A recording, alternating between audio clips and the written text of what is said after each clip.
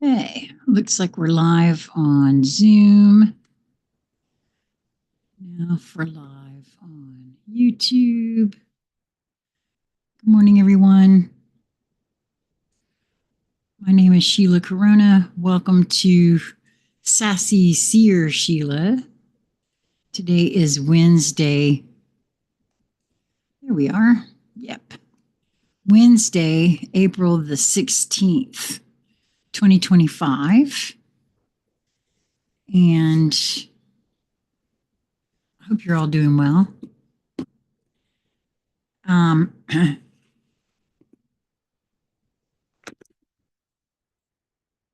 Feels like something specific is trying to come in.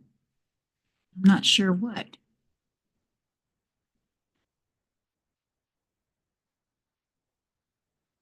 I can tell you this. I have been experiencing my own self a lot of, I shared yesterday some really deep things being brought to the surface, like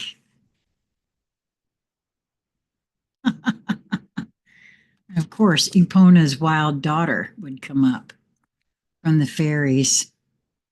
I always kind of associate that with shadow work.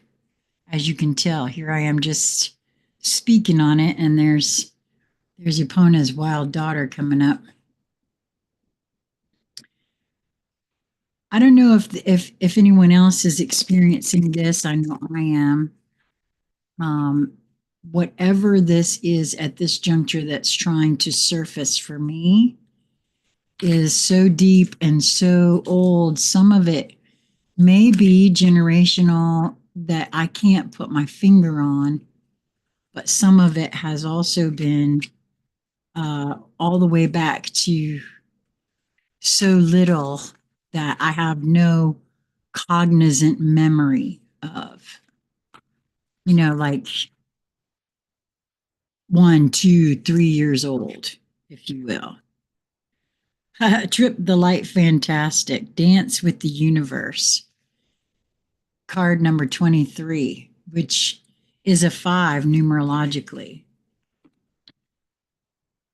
I mean, I'm not feeling bad physically, so that's a really good thing. I'm actually quite pleased that it is coming up in this particular way. So I like that this says Trip the Light Fantastic, Dance with the Universe.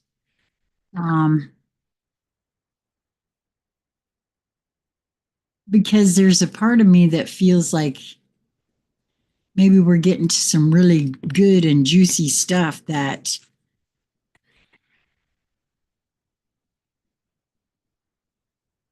will sort of set me free in a lot of ways.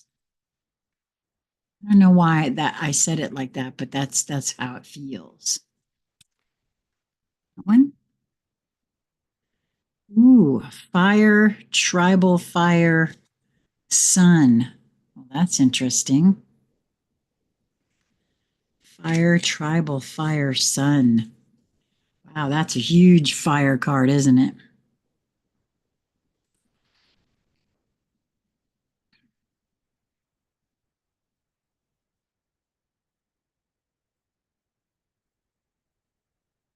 Let's see what else we have. Today is my local Wise Women Circle meeting, and I'm so looking forward to that. There we go. Oh, wow. We had this card the other day, Elephant Leadership.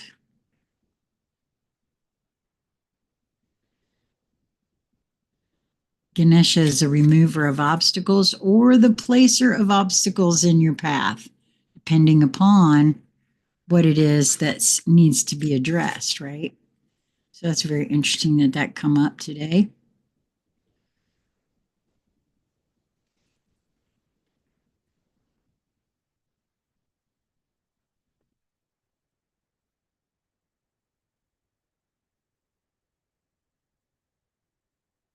There's a lot up for interpretation at this moment for me. Is something that's coming right this minute. It's not lost on me that I just had a bit of a conversation with my housemate about interpretation, about perspective, perception, about perspective, right? Card number 32, devotion to the small, came out.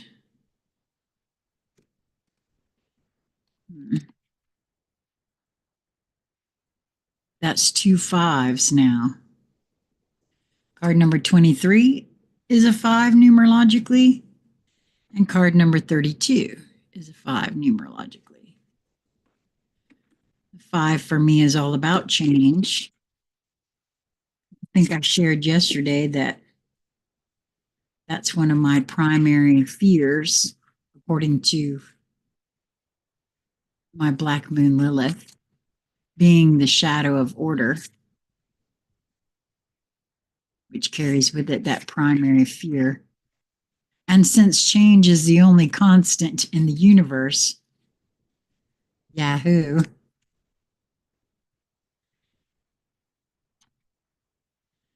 Haha, surrender denial. Sometimes, I don't know about you, but for me personally, I can be in denial and not even realize it. No, I'm not in denial about something, all which is a denial itself, right? Accept people and situations exactly as they are without denying the difficulties.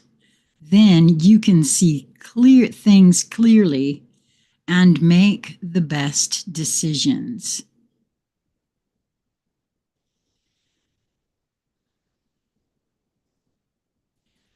I feel that on a whole new level. So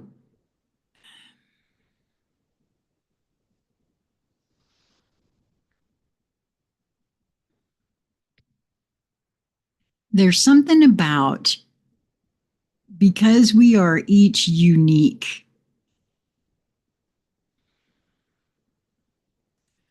vessel doesn't seem quite the right word either.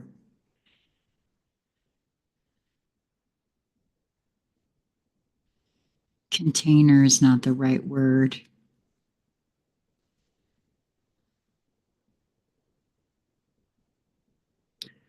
Because I keep being shown that the divine is expressing itself through this vessel.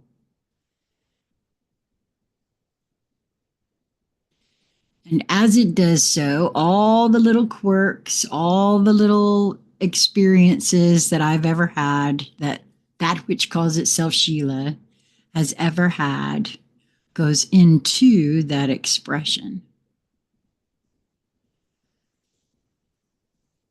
which is the entire point. To be completely unique, to experience the creation from the vantage point of this unique vessel, and to create a completely unique and different experience for the divine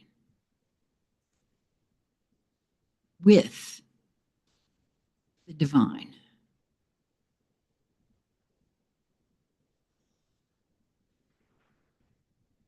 There's something specific about accept people and situations exactly as they are without denying the difficulties. Then you can see things clearly and make the best decisions. As there are decisions that are, for me, quickly approaching, right? Decisions to be made, things to do, that sort of thing. Okay, so I think the Alchemy Elementals wants to go first. The Fire, Tribal Fire Sun card.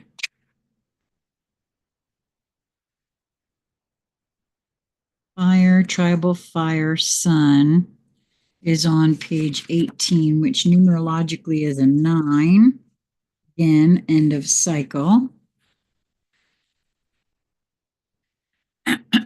Fires are calling you, the fires are calling you to gather in ceremony.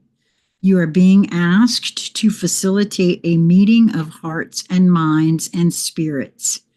Gather your tribe together as one in nature so that you can honor the fire that lights our solar system. The fire that burns in the heart of the earth, as well as the fire that lives in the heart of all beings. Call together your nearest and dearest and prepare a ritual so that you can pray together and vision together, so that together you can amplify the creative power of your union and of the sacred fire around which you are gathered. Now, this is kind of interesting because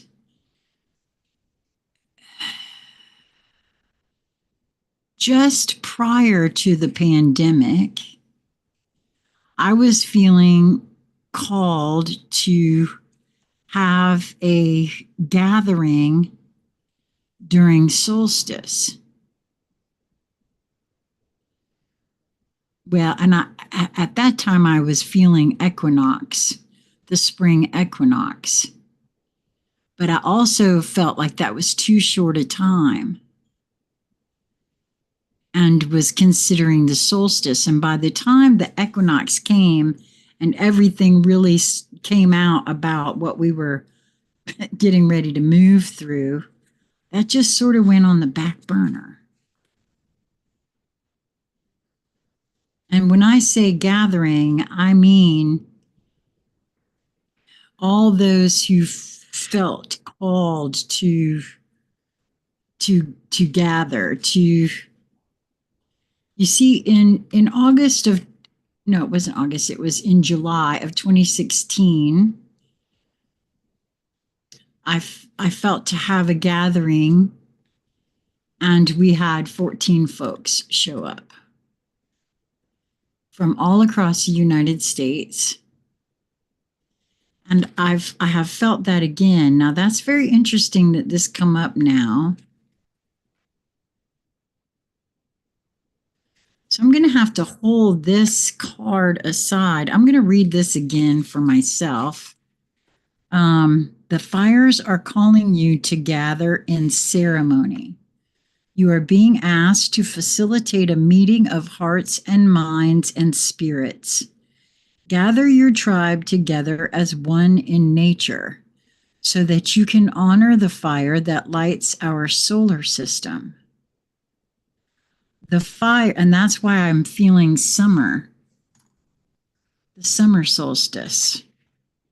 The fire that burns in the heart of the earth, as well as the fire that lives in the heart of all beings. Call together your nearest and dearest and prepare a ritual so that you can pray together and vision together. This feels like it's about the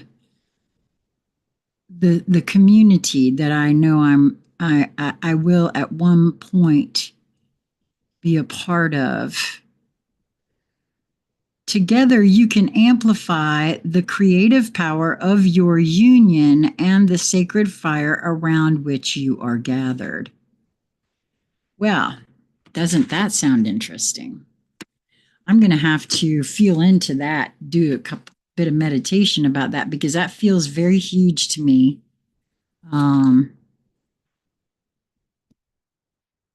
Wow. I'm not even sure how I would go about something like that right now. And if you are seeing this and you get anything about it, reach out to me. Let me know what's coming up for you where that's concerned. I know that there's not really been much of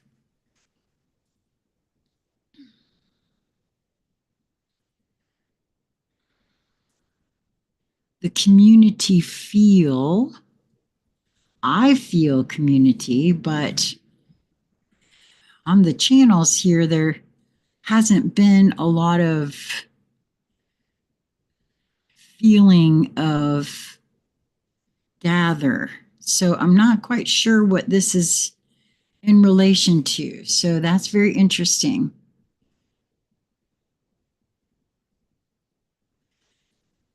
And I have a feeling that some of you, one of you at least, that will see this at some point will know what this is about. You may be able to assist me in feeling into that more. So I'm going to go with the Divine Animal Oracle, the elephant, and see what this has to say. Now, it's 10, which numerologically is a 1. The key word here is leadership. There is a time to step forward and lead, and it is now. Be the leader in your own life. If you want something achieved, take the lead yourself. Be the example that others will follow. Do not lead by force, but instead by inspiration. Well, that's all I could ever do because I can only take charge of me. That's all any of us can ever do. You can only change yourself. You can't change anybody else.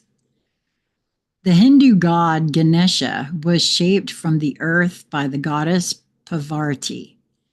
When her husband Shiva returned after a long time away from home, the first thing he saw was a handsome young man with Parvati. In his anger, he attacked the young man, severing his head. Parvati then revealed who Ganesha was, and Shiva sent his soldiers to return with the head of any sleeping being that was facing the north. An elephant was found, and its head was attached to the body of Ganesha. The life of Ganesha was restored, and Shiva declared that from then on, this elephant-headed young man would always be loved by the community and his name invoked as a joyful blessing prior to the beginning of major undertakings such as businesses, developments, and projects of all kinds. And since I'm feeling this whole gathering thing and visioning has something to do with community, that's very interesting. It would be Ganesha who made sure no obstacles would be placed in the way of righteous actions, but it was also he who placed obstacles to encourage people to take different directions. Today, Ganesha is one of the most loved of all Hindu gods. Everywhere you turn in modern India, there is the joyful elephant-headed deity balancing on one leg, often riding on a mouse, pushing away your worries and negativity and leading you toward the best path possible. Elephants are richly represented in mythos in Africa and Asia. Most tales speak of their wisdom and strength and their ability to guide through difficult circumstances. The animal, there are 3 species of elephants living on Earth at present: the African bush elephant, the African forest elephant, and the Asian elephant. All species of elephants have long prehensile trunks they use for breathing, food gathering, and communicating, and to collect water for drinking and washing. The trunk is also used in combination with the body for pushing objects out of the animal's path. Elephants have amazing padded feet that are designed to spread their weight over a wide area and enable them to move silently considering their size. They vocalize both sonically and infrasonically, or low frequency. Scientists have measured infrasonic communications of African elephants from 15 to 35 hertz, with sound pressure levels as high as 118 decibels, allowing communication for up to 10 kilometers through the ground.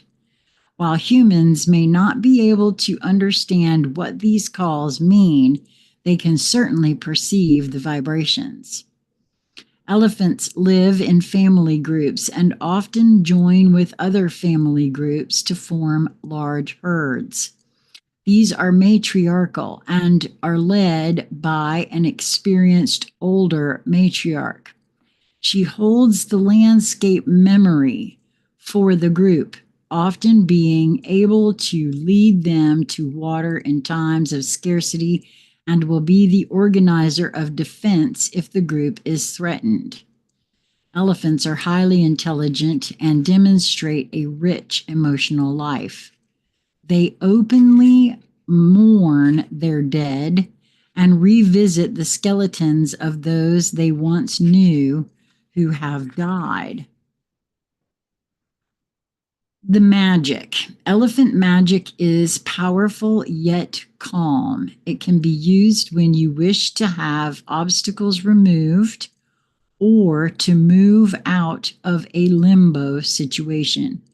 Elephants are wise and take leadership. Wait a minute. Yes, elephants are wise and take leadership, which is where their magic is so effective. If you wish to become a better leader, or at least a wiser one, or you would like to attract such a person into your life, ask for the elephant to lend her energy to you. The symbology: an elephant with a raised trunk, elephant-headed boy, warrior with an elephant head, elephant with a mouse. And the status: African elephants are vulnerable, mainly due to poaching. Asian elephants are endangered due to habitat destruction. There's something very specific about the obstacles here for me in regards to surrendering denial, as well as the tribal fire sun card, the idea of a gathering. So that's very interesting to me. Let's just see. I think it's Epona's wild daughter wants to go next from the fairies. Let's see what she has to offer here. Card number 54. So yet another 9. End of a cycle. Epona's wild daughter. The key words for this card are inner shadows, nightmare, depression, madness, growth. In the bleakest part of the night, Dorcha comes wearing her crown of fairy stars. She kneels on the ancient owl, bearer of the hidden wisdom of the night, and facing into the past with a clear, unflinching gaze, she holds us. We are held immobile, inwardly focused by her comforting yet implacable light-filled hands. She asks riddles that often seem impossible to answer at first, and yet she will not let us go until we find the solutions within ourselves. She is one of the great teachers of fairy, but her method of teaching makes Socrates' questions look like child's play. We must expect this of Dorcha, because her lessons are about the shadow side of ourselves, the things we fear, our insecurities, self-doubts, and denials. Well, isn't that interesting? She is a practitioner of tough love therapy. Dorcha is the wild daughter of Epona, lady of the horse and the moon, and she takes us through the dark, hidden side of ourselves and into healing and fulfillment. From the temporary madness of rage, premenstrual tension, or great stress to the deeper and longer psychoses, she drives us on the journey through our internal hells. When we complete the journey, we are transfigured and transformed, transcending our old selves. We can never be frightened by that darkness again, whether our own or that of others. But until that journey is fully complete, we exist in a state of vulnerability, which is where most of us are most of the time. Isn't that a true statement? Notice, please, that it is she and not her more gentle sister, Laced, who wears the crown of stars, a mark of service, compassion, and great wisdom. Dorcha's element is moonlight, the fifth element, which tempers and tests the spirit. Through her teaching, our inner conflicts and struggles become, as they are resolved, our greatest strengths. Epona's wild daughter, Dorcha, is the Sphinx, whose riddles must be answered lest we otherwise be destroyed by our own internal conflicts. Dorcha reminds us that we cannot go forward until we have faced something buried within us that is holding us back. And I know this is true for myself. In a huge way, this is why I'm not at all surprised to see this today. Her presence in a reading tells us that finding and working through this is a task of some urgency. We can expect help in this from other people, from the fairies, and from our dreams, but we must be open to these difficult questions and answers and be ready to face things about ourselves that are not as we would wish them to be.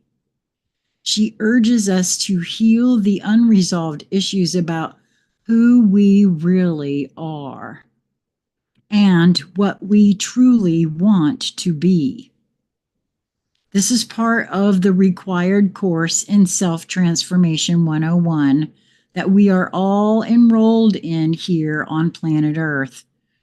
The answers to her riddles often come in a sudden burst of enlightenment, like the solution to a Zen koan. We may watch a leaf fall or catch a glimpse of the tiny sliver of the new moon in the sky, and suddenly, nope, somebody was trying to call me. Isn't that interesting? The answers to her riddles come in a sudden burst of enlightenment, like the solution to a Zen koan. We may watch a leaf fall or catch a glimpse of the tiny sliver of the new moon in the sky and suddenly be hit by the answer. Before that happens, we usually work long and hard upon the question, searching and digging for an answer. The realization, when we really have it, will be transformative. We will no longer be the people that we once were. And that's a true statement, as I have I have changed so much over the last few years. I am not at all the person I started out to be on this journey. You don't like this interpretation? Well, I have been telling you all along that we, you and I, and everyone else, will all receive varying messages from the fairies on the cards. And I know that that's true too. The whole thing is an individuated thing. Yours may well differ from mine, and it won't may well, it absolutely will, if you ask me. Ask Dorcha what message she has for you, and don't be surprised if her answer is another question or riddle. She and I both wish you well in solving it with all our hearts. No, that's a really true thing, man.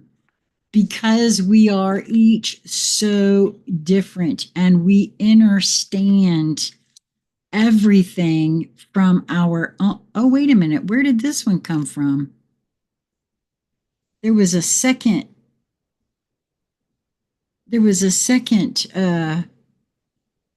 oh wow, that's very interesting. There was a second animal card and I did not see it until just now. That's interesting because it's as though it just appeared in the pile of cards here. But it absolutely, and it's not lost on me that it's the horse. And the key word is freedom. Wow. Card number 24. That and it opened almost on 24, just one page away from it.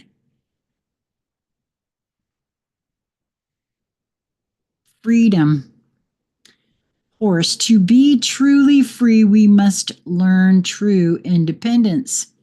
Trust yourself, as listening to people who may have other agendas is not the way to make good, clear decisions. That's so true. Individuation from our parents is a natural process, although it is often fraught with difficulty on both sides. Your true power resides in your ability to always know you have a choice, and that choice is always yours to make. The mythos. There was once a young king who lived in a castle upon a great hill, who had just been newly crowned. So he began looking for a queen. He was out riding one day and saw a woman who was riding her huge white stallion as well, if not better, than he rode. Her horse flew across the fields, and the woman's hair streamed long and wild behind her. The king kicked on his horse and, after some time, caught up with her. Her face was flushed, her smile bright, and her words joyful. Their eyes met and they fell deeply in love. After a time, the young king realized Rhiannon, for that was her name, who was loving, loyal, gentle, wise, and fair, was all he wanted in a queen. He asked her to marry him, and she accepted with grace. Rhiannon's responsibilities as queen would now be taken over from the queen regent. And while it would be natural for the mother of the king to be pleased for her son, secretly she was vastly jealous of her usurper and resented her loss of personal power. Soon a beautiful blue-eyed son with a star-like birthmark on his leg was born. To protect him, Rhiannon kept her baby with her as she slept in her chambers. One morning when Rhiannon woke, her baby was gone from her, and in his stead was a great pool of blood. She screamed in horror. The queen regent yelled, Look, she has killed her baby. I knew she wasn't to be trusted.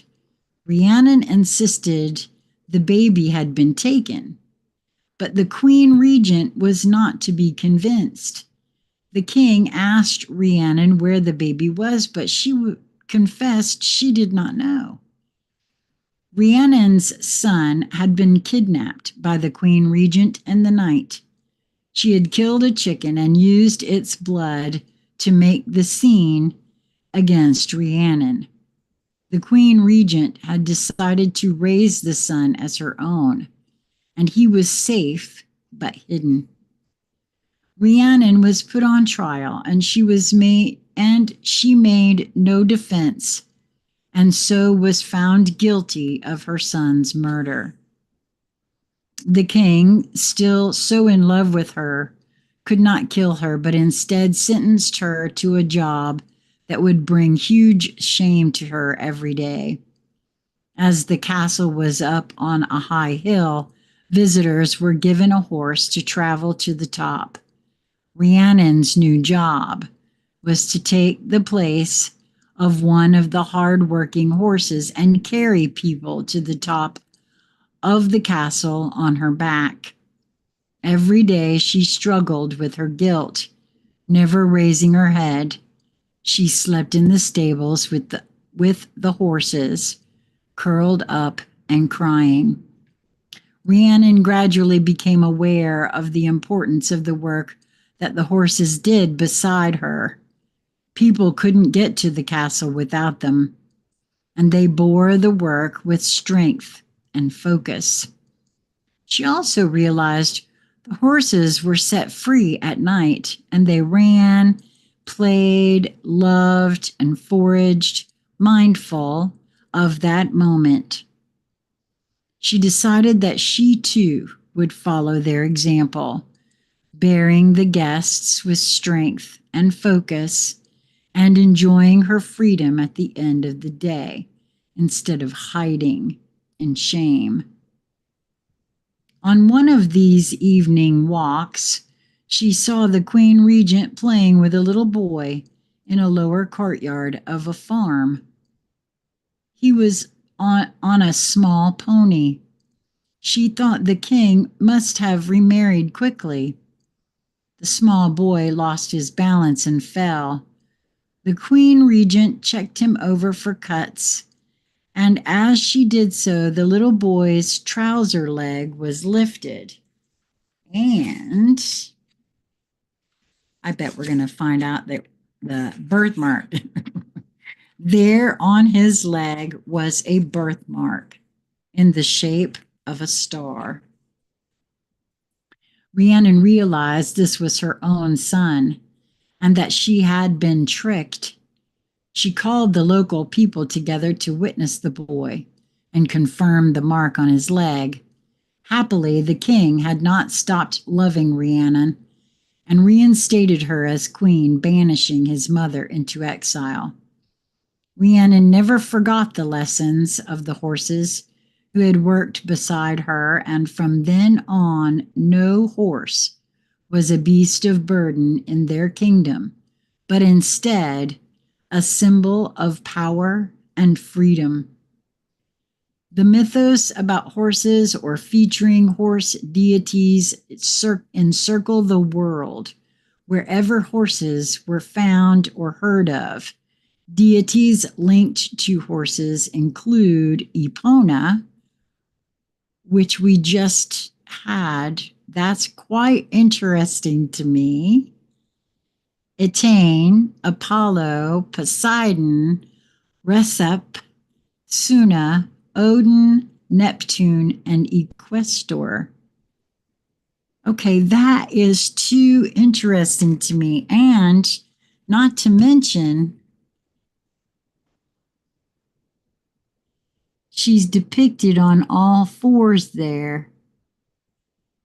She's looking to the past, and he's looking to the future, freedom. Okay, so there's something very, not to mention, I didn't even see this card come out of the deck. So could it be that something that I'm not seeing, something none of us, unbeknownst to us,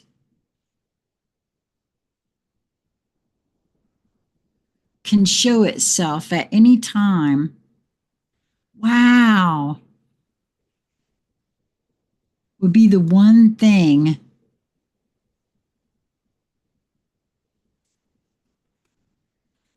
One of the things that was said either in this one or in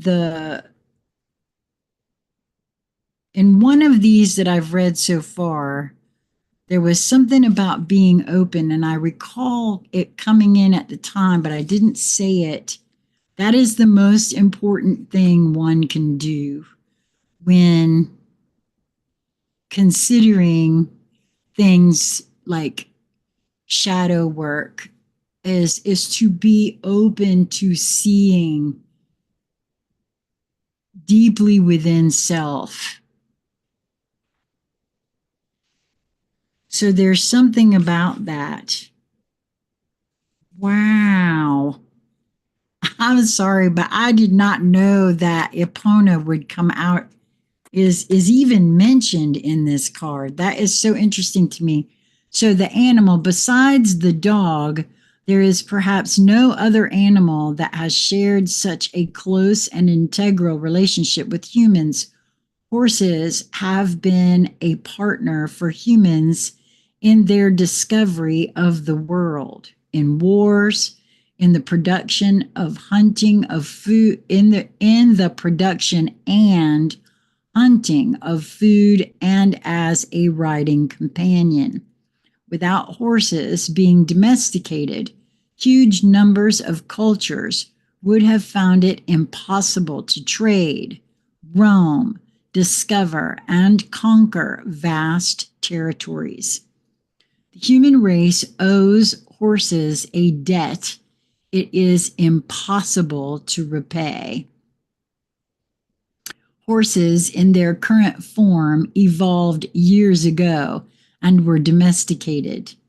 They come in all shapes and sizes, from giant Shire horse breeds to the dish-faced Arabians and the tiny miniature horses used as pets. Horses are herd animals and are highly social. They have eyes in the sides of their heads that can almost see behind them, although they do have a small blind spot in front of their feet, in their front field of vision. Horses are, are Horses are used as therapy for humans who have mental and physical trauma. Horse therapy programs commonly assist veterans with PTSD and children with autism, and they visit hospitals and hospices to bring comfort. Their loving spirit, pure presence, and healing attributes make them perfect for this type of work. The magic. Horse magic is profoundly free and powerful. To ride a horse at full gallop is to experience a sacred bolt of the most primal liberty. When you are feeling trapped or small, expand your field by calling for their energy. There is also a long history in the physical and mental healing with horse energy. And this can be used when you are ill or unstable. Horse energy invokes a calm and solid presence and can be used to quiet your spirit if you are feeling disturbed. Horse magic is also an expression of trust. A powerful horse could go anywhere it wants, yet it is willing to be led. A person trusts the horse to be sure footed, leap, and run away from danger, while the horse trusts the human to be its partner, to not hinder, to take care of it, to guide it. It can be a very deep bond if you allow it to be. If you are ever doubting yourself or feeling trapped, engage some horsepower. Expand your field by calling for their energy. That's very interesting. The symbology: woman on a horse, woman carrying a burden, women holding a child with a star upon his leg, white horses, silver and white. And I'm going to add to that Aquarian energy, because for some reason, that whole idea of the star birthmark feels very Aquarian to me. The star card is Aquarian energy, the star card from the tarot. So I'm going to add to that Aquarian energy. For me, anyway, I feel that quite heavily on this. The status: horses are of least concern. However, wastage and cruelty in the horse racing industry are issues, as is the habitat destruction of some populations of wild horses. Now, I know here in North Carolina, we have at least 2 areas where there are wild horses, and they are protected from what I understand, as is the shoreline where they roam is also protected. Okay, so now on to, this is the Hero's Journey Dream Oracle. And again, this is page, or card, I should say, 23, which, as I said, is a 5 numerologically. Trip the light fantastic. Dance with the universe. And there is a quote here from Khalil Gibran. I'm not sure how you pronounce that, Gibran. I believe he was a poet. I'm not sure. And forget not that the earth delights to feel your bare feet, and the winds long to play with your hair. There's a place within that inherently trusts the subtle and not so subtle nudges the universe sends you. Allow that place to stand as you feel your body trusting and surrendering to the rhythm of the universe. It knows when to hold firm, when to pause, and when to flow. Allow yourself to feel the universe guiding you in the sensuality of your every move. When you dance with the universe, there's no need to figure out what move will come next. Allow yourself to be pliant yet taut, nimble yet audacious, so that you might delight in your rapturous self-expression. That's a tough order for anyone who's really still moving through programming and conditioning. However, I will say that with each passing day, I feel myself moving more and more into that place where I can allow that without even thinking about it, just moving in the ways of whatever the universe has in store for me, moving towards that which brings me the highest joy in each moment that presents itself, because that is what this is speaking to here for me. There's a dream symbol of dance here. Dreams of dance represent sensual, passionate, primal self-expression as you sync up with the rhythm of your soul.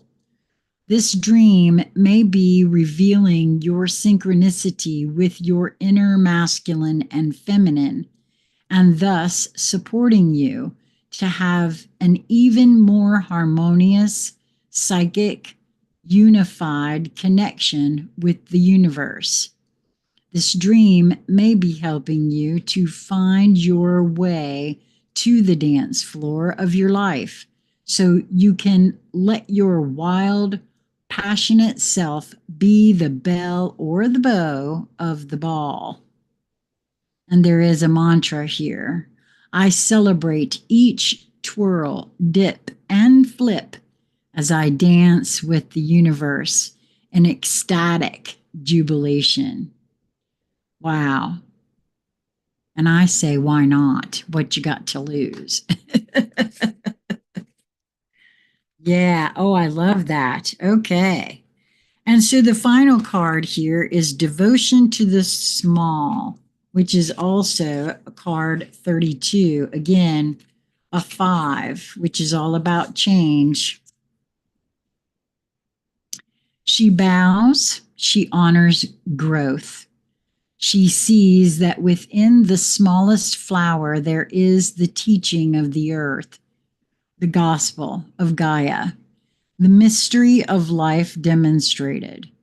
She recognizes that she too is of nature, subject to the mysteries of growth and life.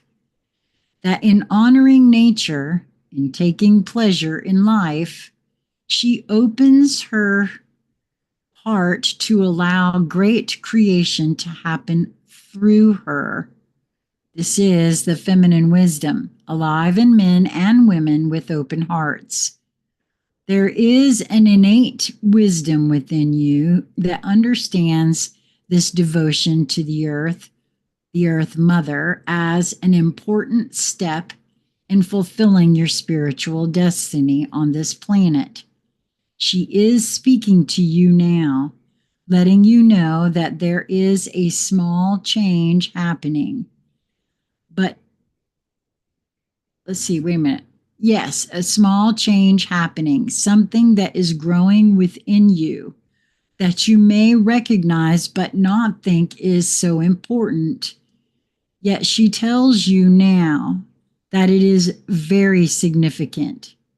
Soon you will see that what you thought was a seed of manifestation, a gratitude and love for the small changes happening, are leading you into fullness that you can only dream of. So enjoy. The message of this oracle for you is that your blossoming is occurring now, and the Earth Mother has gratitude for your presence within her being, for the work you are doing to help other human beings. She asks for you to surrender any concern you have to her, to let her creative power continue to gently guide you into your rightful place in the world, that you may shine as you were born to do, in service to the evolution of this planet. She is helping you now. Trust her. I do feel like that's true for all of us in so many ways, different for each, but so many different ways. A flower is a poem that tells you the truth of a thought in the fragrance of a dream, as fleeting as a heartbeat, as lasting as a memory. Wow, I really just can't get over today's reading because it feels very deep and very profound on a whole bunch of different levels. And I hope that you were able to find something within today's reading for yourself. Uh, because I do feel like if you were here today live or if you find this later, that there is something here for you, whether you feel it now or not. Now, I know that I won't be coming here this evening, but I promise that I am going to do, because I really do miss it and I really want to do it. It's just that it hasn't worked out. And every time I even try to mention doing it, it doesn't work out. So it's going to be a complete surprise, but it absolutely will be here on Sassy Seer Sheila, the next live intuitive hangout session that I do. And so until we meet again, I hope that you will continue to move towards that which brings you joy in each moment that presents itself. It truly is just a matter of your perspective and your perception of that perspective. Until then, mwah, be well, my friends.